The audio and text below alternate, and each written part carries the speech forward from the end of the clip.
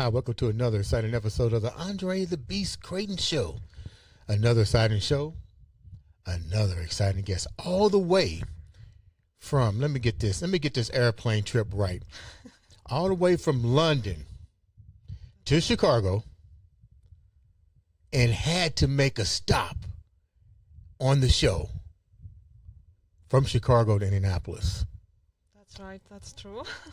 We got in studio the one, the only, the influencer herself, the artist herself, the social media icon, Sabrina Deptuch in the house. What's up, baby girl? Very good, thank you. All good, thank you. And first of all, thank you for having me here and inviting me here. I'm very honored to be here. Let me get this accent. Polish. Yeah, that's right. You guessed right. I was born in Poland. Before moving to London, where I live now, yes. I read your bio. Oh my God. That's a book. That's a book. Well. What a very interesting story. But before we get into the story and something that I'm truly am curious about, the Gold Blue Dust Project, which we'll talk about in a minute, because that's your baby. Yeah. Yes, that's true. Tell me a little bit about you. Who are you? Well, I say I'm creative coder, artist, and storyteller, and social media influencer. Right. Storyteller because I love telling story to people, and that's what Gold Blue Dust is all about as well. You grew up, the UK and Poland are probably one and the same. I don't know much about international waters. Tell me what's that like? Tell me what was sorry. You're Polish. What's that like being Polish? What was it like for you? So I grew up in southeast part of Poland in a place called Rzeszów, and I spent all my childhood there. And then I went to school and university, and then I moved to London straight after that. What it was like, it was different, definitely different than now. It's very different, I would say. We didn't have that time when I was growing up. We completely didn't have access to technology. It was before internet, before anything we have now. So our life was, I would say, very limited at that time. So every knowledge, everything, you have to really put a lot of effort to get. It wasn't easy to get your head around. So you have to work hard to start there and move somewhere else, I would say. When you say you had to work hard, I'm pretty sure the culture is a lot different than here in America. Yeah. And you being a female, what's it like being a female growing up? Were there opportunities for you? And because you did say there were limited opportunities, what were the opportunities for you as a female growing up in Poland? Growing up, so this particular environment I was growing up, where I was growing up, I would say that first of all we were always getting this message to almost like keep our head low, almost apologizing for existing. Like, everyone else is better than us, and everyone is smarter and more talented and more. Who is this coming from? Is this coming from the government, or is this coming from? No, I think it's coming. It was coming from the kind of culture that time and this place. So it was people were kind of living this. Fear factor is what it sounds like. Yeah. I think it was that time what we were told. So it really took me some work to shift that mentality around, really. When you say to shift that, your mindset, is this a cultural thing? I mean, what was the reason for making you guys feel less than what you were? I mean, I think it was first of all, it was time that it was before times changed. So it was literally this sort of mindset which was making you kind of smaller than smaller. I think it was mindset of we are here living this quite basic life, but everything else, the great things are somewhere else in this another universe, like great universe where people are talented, and so at least that was the message I was getting. That it's really not for us. We here have this simple life, and everything great is somewhere else. What kind of opportunities were you allowed to have? Or what did your culture feel as a female that you can have and be accepted and not going out of the boundaries? Because evidently they set boundaries on what you can have. You realize you can have an abundance, but what were your limitations as far as opportunities there? What could you do? Well, so I figured out very quickly that I kind of don't want to stay and live like this for my entire life. So I knew quite quickly that I want to, well, I can say it, run. So I knew in a very early age that I want to leave and I want to find my opportunity somewhere else. And luckily for me, I was doing quite well at school. So I basically worked.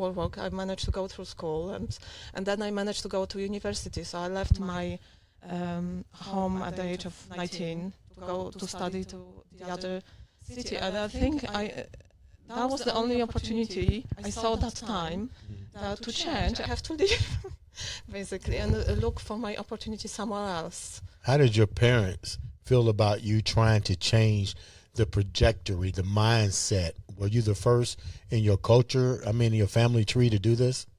Well, it's an interesting question, because my parents always supported me as such. Supported me going to the university, but I think it took quite a while for them to accept this kind of rebellion, mindset, rebel. Yeah. I'm gonna change the way. It takes a while. Yeah, it's hard work, and you would be surprised how sometimes it's hard to explain to people that it's just nothing against you. I just don't want to be like everyone else. Did you get met with a lot of resistance from the people who in your country live by the cultural standards? Yeah. Were you met with a lot of resistance? I would say quite a lot. Yeah. You have to basically prove everything yourself, that I can do this, I can do that. But sometimes changing people's mind is really impossible. You have to often just leave them behind. Now, you wind up going to college over in London, abroad, and stuff, and definitely that's a completely culture change. Then you come to the United States and see something totally different. But let's stick with women, not men, but just women. What were the things that, if you was in Poland at that time, that women were expected to do? Were they expected to stay home and cook, maybe farm? I don't know nothing, so I'm just asking. Yeah. Like what did they expect you to do had you not took it upon yourself to say, I'm not going to do this? So it's a very interesting question, because I think that time women weren't expected to be at home. They were actually expected to go to work, but at the same time doing all the things at the household. So women were expected to do a lot, in fact, but not what they wanted, but what was expected of them. So looking after children, looking after household, but at the same time going out there and work. That was the culture. What kind of jobs were available for a woman? And lots of women would be teachers or nurses or, I don't know, librarians. But it was not many women you could see in like tech work or, I don't know, driving a car. So it was interesting times, really. It changed now. It's changed a lot since I left my home. But what year did you leave your home? When? Yeah, about what year? It was probably it was probably like 30 years ago. 13 years ago? So you left 30 years ago? Yeah. Wow. And you wind up residing in London after that, correct? Yeah, I'm living in London now. So what made you go to London? You could have went anywhere you wanted to go. Now you don't like what's going on. You want to see change, and change has to start with you. You got to make yourself happy. Yeah. Well, why not just come to the United States? Well, that time when I decided to move, it was a little bit. I came to London because in Europe, London seems to be the most vibrant, the best place to stay at that time. It was full of opportunities and lots of things happening. But I also wanted to be still close to where I grew up, because we had some hard times as a family, and my dad was ill, so I kind of still wanted to be close to, like, kind of, could visit and could be around, even though not there. So you wind up going to school in London. You are an artist. What kind of art what was your favorite part of art? What did you do? So initially I started as an artist, so I was studying paintings, drawings, those sort of things.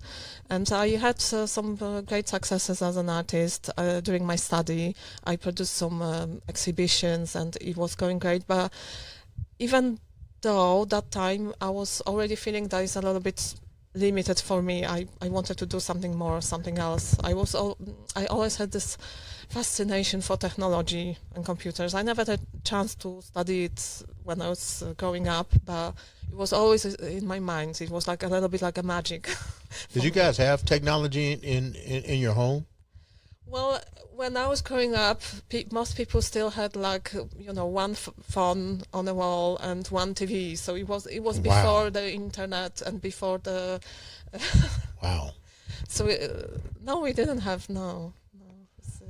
Now it's different, but How was it even introduced to you? Like, how did you say you always had a passion for technology and stuff? How was it introduced to you? because I was reading a lot, first of all. Okay. I watched some movies, I watched like Star Wars and those, and that was a big fascination. I saw this rocket going up there and those computers. so first of all, watching movies, and second of all, I was reading a lot. I was just constantly full of, surrounded by books, and so I knew what was going on, but I always thought that many of those things are unattainable for me. Do you feel that like was my mindset when I started. That it's not for me because, right. oh my God, it's such a long way to. Do you feel like your country sort of handicapped you or kept you bound by traditions versus growth and development? That time, long time ago, it was probably a little bit like that. The tradition was so important. It's different now, Right. but that time, tradition was strong, and I just didn't even have this mindset to know that it's very deceiving. You can do whatever you want. So I don't know if that was just me, Right. because sometimes you just, how personally we're taking things. When did your mindset change? Because you're married, you have children. I take it you and your husband Polish? He's Polish too, yeah. What was his? Let's talk about him for a minute. A lot of times you have to be evenly yoked. Did he have the same mindset that you had, that he wanted more, or was he more traditional? Oh no, he was similar like me. I think that's why we got together. Like, he wanted more, and when we met, it was, let's do it.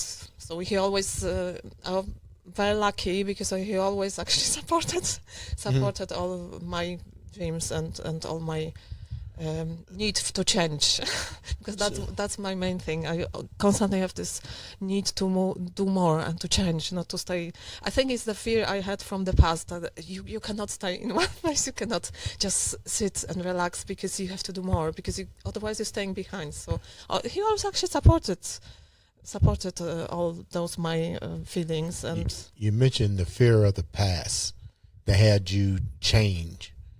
And shackled, so to speak. You wind up graduating. You wind up working in the field that you like. You're happily married. You have children. How long did it take the shift to really take place? Because you can be happy a little bit, but I don't see that being you. I see you wanting more. About what age or what year did everything start to resonate for you? So I think the first, I tell you one story. Like the first thing I realized, maybe what people telling me is not true. It was during my university study when we had opportunity to take this part in a scientific experiment. It was something about correlation between IQ and future career choices. So it doesn't matter, but we had chance to take part in this experiment, and as a part of it, we had to take this IQ test. So I thought, well, why not? It's not I entirely believe in all those IQ tests, but I thought, why not? And it was in very like lab environment, so we had only very strict timing, and it was only pictures, only logic. It doesn't matter what language did you speak or what knowledge you had. It was just the logic, just solving those pictures and those algorithms. And when they announced the result, they said, oh, you're a very smart group, you're going head to head with computer scientists. And there was like 3 people in front of the group, and then a gap and the rest of the group. And I was like first of those 3 people. So I don't think it was a big deal for anyone else. Mm-hmm. But because I thought I'm like kind of silly, mm-hmm. Like I literally believed that. And for me, it was like, whoa, what? Mm-hmm. What did just happened? I first time in my life, I realized that, well, actually, you're not stupid. You're actually smart, and maybe even very smart. Mm-hmm. So that was the point. It was, I think, as silly as it sounds, it was a defining point for me. It's not that I immediately changed, but I started thinking that, wait a minute, maybe what you're telling me is not actually true, and maybe some people have not the best interest at heart, not your best interest at heart. So you have to be really careful what voices you are listening to. So that was the first point, what got mm-hmm. me watching everything else. So what was the other part? You got that part, now what's the other part? What was the other part? So for the next several years, I was working hard. I was achieving one thing after another, and that was literally, it was like gradual work. That I realized that actually I don't have to have this responsibility for other people well-being or constantly seeking everyone's approval. I can just wake up one day and realize that it's absolutely up to me what I'm gonna do. It's a very liberating thought, and it took work and a lot of years of. You wind up working with one of the major broadcast networks called Sky News Television. How did that even come about? How that happened? So I mentioned before that I was studying art, mm-hmm. but I realized it's not. It had limited possibilities, so I switched from art to graphic design. And even though it was going great, I thought that technology was moving fast and faster every day. So I decided to study programming, so computer science, especially this part which is connected with the visual part of it. And that time I realized that combining those 2 skills, art and technology, it was a very good move, because it was not many people like that who could be artistic and all art, but are very good at the technical skills at the same time. So it was rare. So that's what led me to get that job in Sky News TV. And at that time, it felt great, because those projects were going live. They were like viewed by millions of viewers, and it was sort of like a games, interactive graphics, those sort of things. So people could play with them. So it gave me that sense of doing incredible things. So it was something good which happened. You wind up working for the company. You wind up being one of the first ladies to do code. I don't know what that means, but it's just writing, like all those algorithms and the logic behind all the things moving on the screens. This is what I did. Yeah. You're doing all these things, but are you still finding your joy and your purpose? So that's interesting, because I would say that time My life was really great. I had this job, and I had 2 children by the time, and I was doing this exciting project, and I managed to work for several years.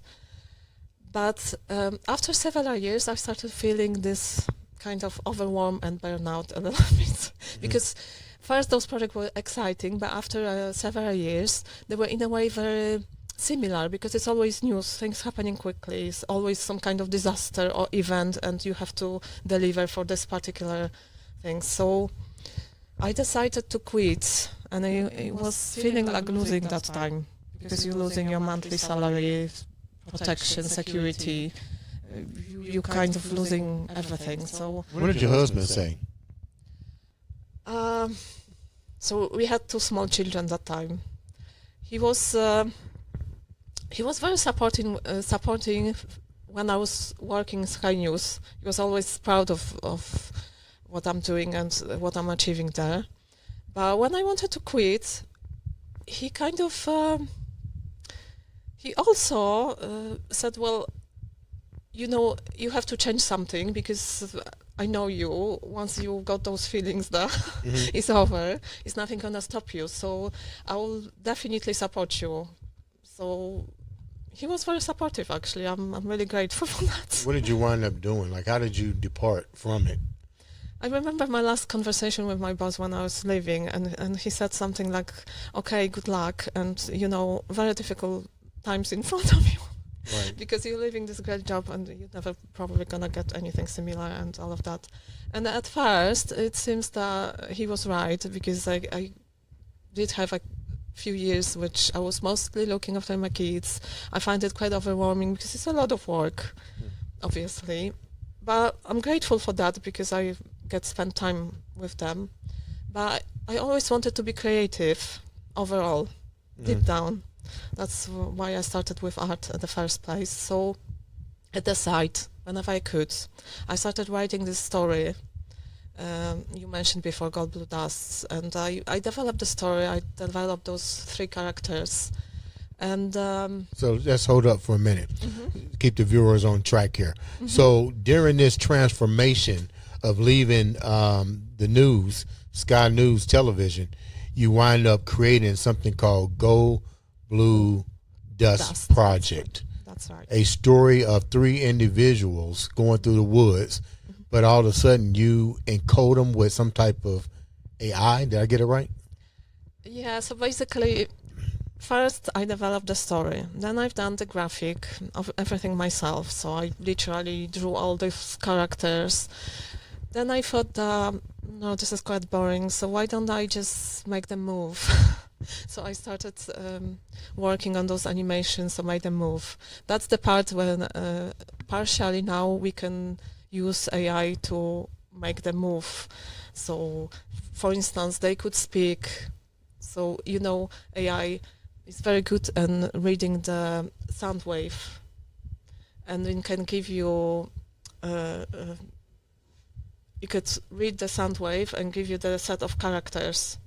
And then I can connect every characters with different pictures, and then you go mouth speaking in a character. So this sort of thing. So I spent some time developing those animations, and now I've got those characters which can move and speak. And I connected that with that story I wrote earlier. And I'm producing these short videos where I can have conversation with them.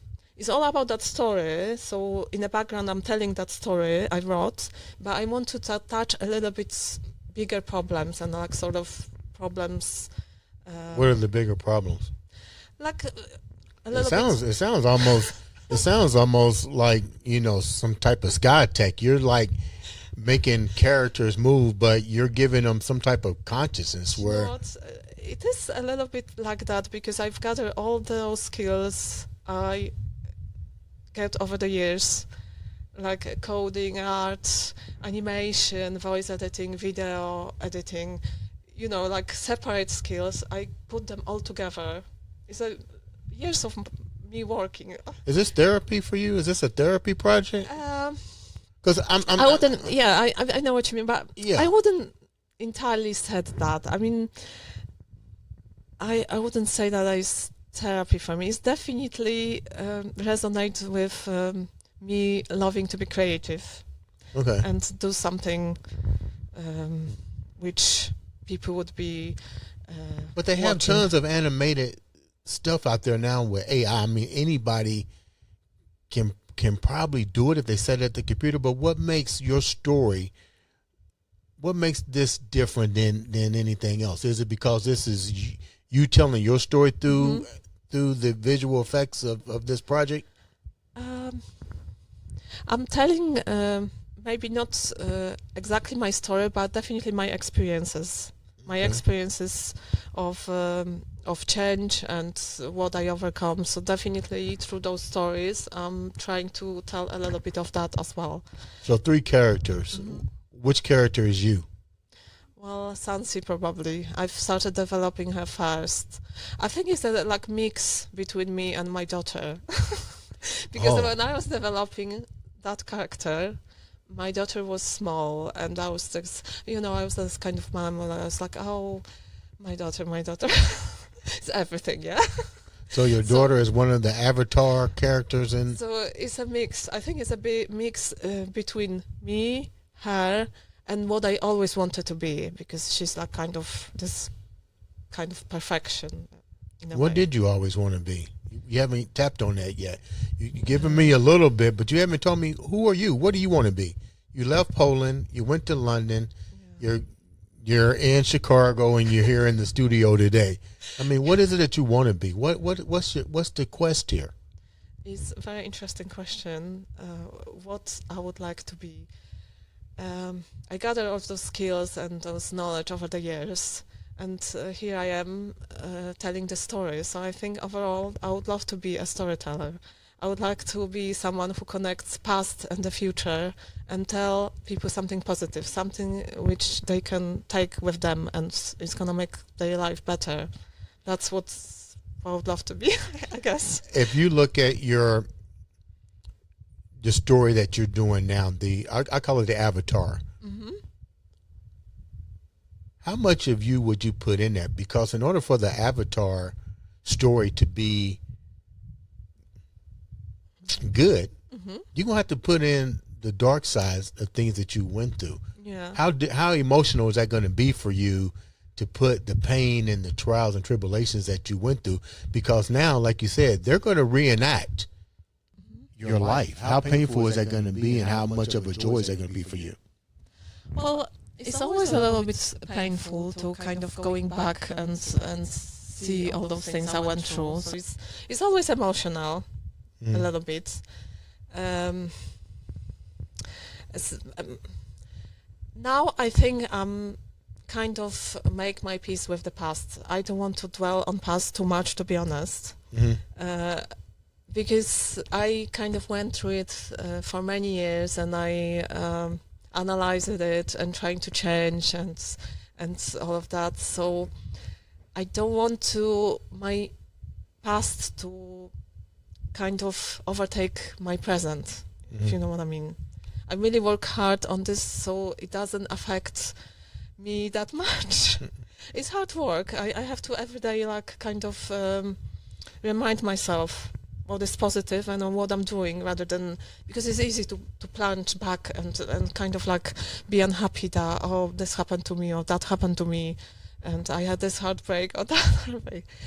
I'm working really hard not to do it, because you're trying not to sabotage your mission. Yeah, it's with emotional trauma from the past.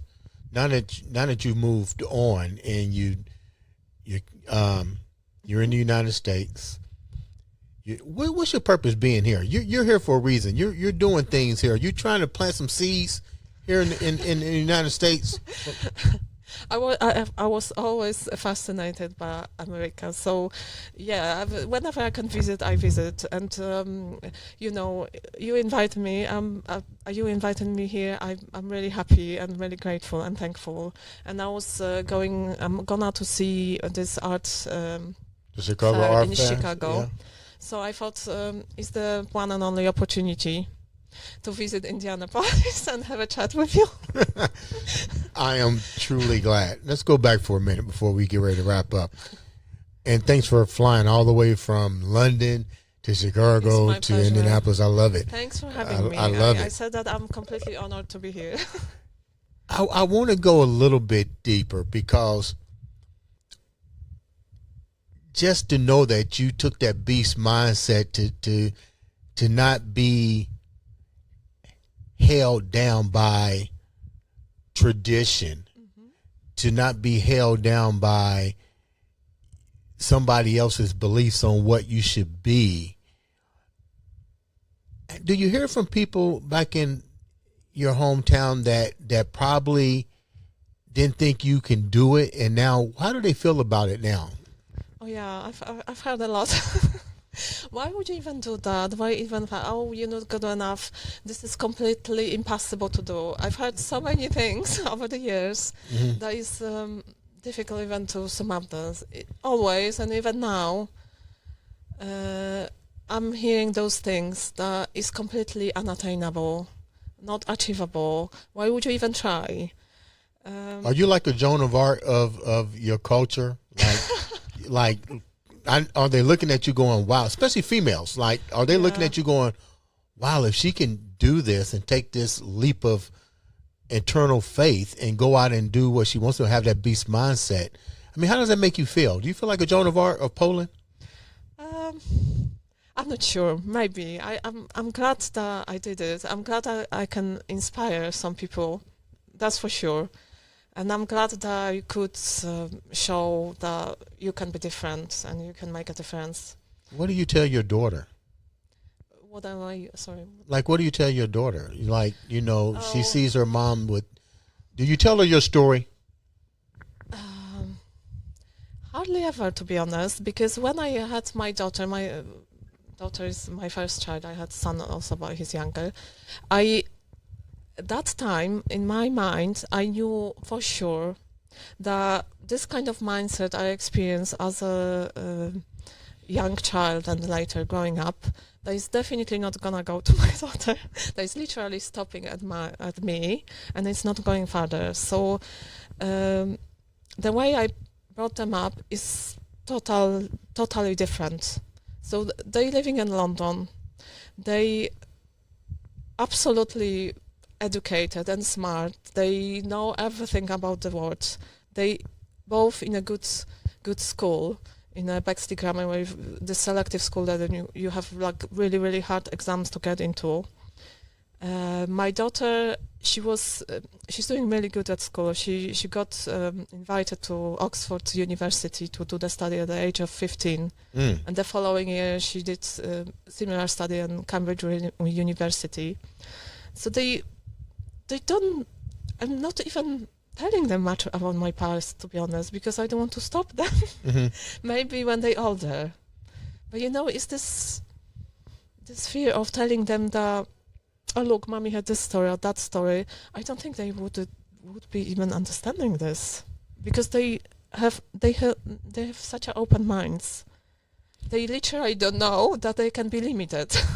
It amazes me, but also I'm quite shocked how thin line is between being in that position and this position. I was just going to ask that, like, I know you've already moved forward, but just imagine, do you ever think if you didn't take that leap, what your life may have been like? It scares me. Really? Why does it scare you? Because the way I see it, if you miss those opportunities, if you don't change soon enough and kind of like not shift, your life can end up like very different. You could be sitting like in one place doing nothing, or just just existing, and many things never would happen to you. So you have to like kind of be open-minded, take those opportunities going your way. In my mind, is very important. Very important. Before we wrap up, how can the viewers reach out to you, know more about the project that is called, let me read it to you once again. It is called The Gold Blue Dust. How did that name even come about? You got three names going on here.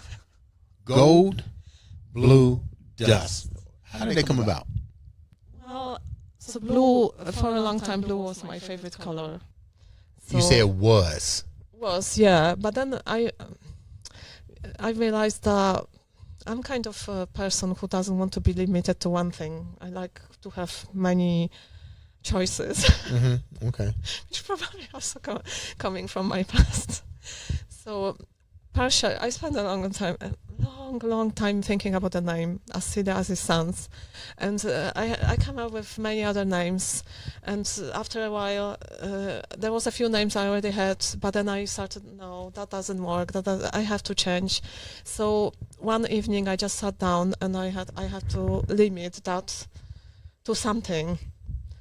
So I thought the best for me will be the name which contains a few things, so you've got a choice. And that's why I came up with because I'm an artist, I started as an artist, I came up with the colors. So gold, blue, and dust because I'm also a programmer and a coder. So dust reminds me of these little pieces for information, which you all kind of want to catch and put together in one beautiful story. It sounds like a lot of symbolism in there too. That's what I do. A lot of time. So once again, how can the viewers reach out to you and support you and know more about your journey? Sorry, can you repeat that? Oh, how can the viewers reach out to you? Like, how can they contact you, follow you? Oh, yeah, please follow me. I've got an account on Instagram, Gold Blue Dust Story, Gold Blue Dust. So just please follow me. And I'm planning to open YouTube channel and extend that story in a very near time. So when is this book or this avatar type thing that you're creating with the 3 characters? When is it supposed to be released? And how can we watch it? It's gonna be, at the moment, I'm testing it on Instagram and other social media. It's not released fully yet, but I wanted to try first YouTube, and then we see what's gonna come out of it. It hasn't been promoted yet, but I'm planning to do that in a very nearest future. And I see it's going to be a success, because if you're this determined to leave your beliefs, start a new belief, start a new family, a new venture, and that's definitely that beast mindset. You know what? Thank you so much for taking time to come in. I asked the viewers to make sure that you subscribe, like, follow her. All it takes, people, is one click to make a difference in somebody's life. Let's start here today. She came all the way from London, all the way from Chicago to stop by the one, the only Andre the Beast Crayton show.